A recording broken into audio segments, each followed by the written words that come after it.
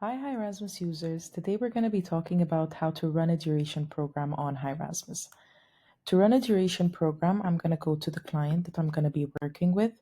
And first off, I would need to add this program to the session that I would like to run. So let's say I want to add my duration program into this daily session. So I would go and I would find program, and then I would click on add to session, and then I would pick the type of session I would want to add it to. So then over here, I see that my behavior reduction duration program has been added.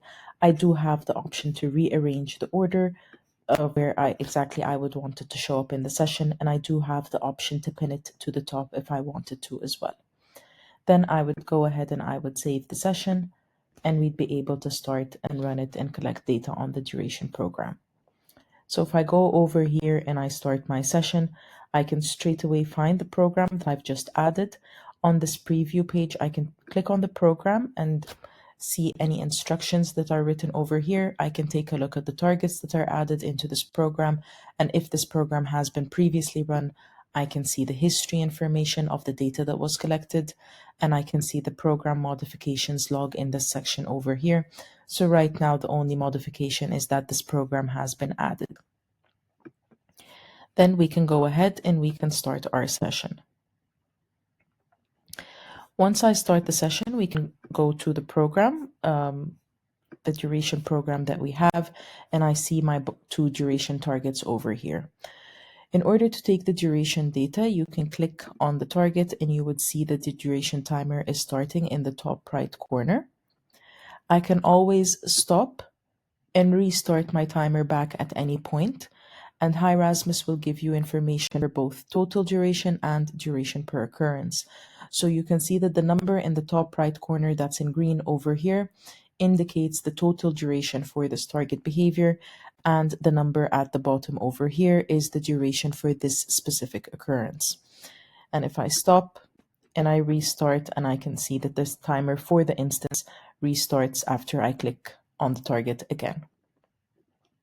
I can collect duration data on two targets at the same time. So as this timer is running, I've just started collecting data on dropping to the floor as well.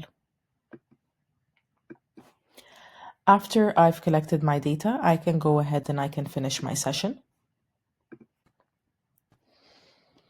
And on the session summary page, you can see the data for each specific instance. So for the crying behavior, there were 3 instances that occurred. If I hover over these green boxes, I can see the duration of each one. So the first one was 6 seconds, the second one was 21 seconds, and the third one was 17 seconds. And there was one occurrence of dropping to the floor, and I can see the duration for that instance as well. You can also take a look at the graph for that program by clicking on this I button over here and going to the History tab. The History tab will show us the data that we've just collected in the session that we just ran. And then if I click on each individual target, I'd be able to see the graph for that target. Right now, I'm seeing the total duration for all occurrences across the session.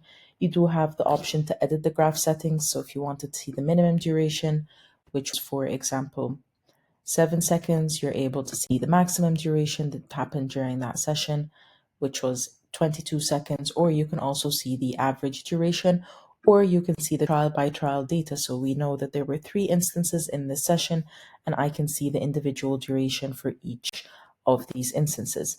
And then if we scroll down to the bottom, we're also able to see the session date and the total observed duration for that session in number format.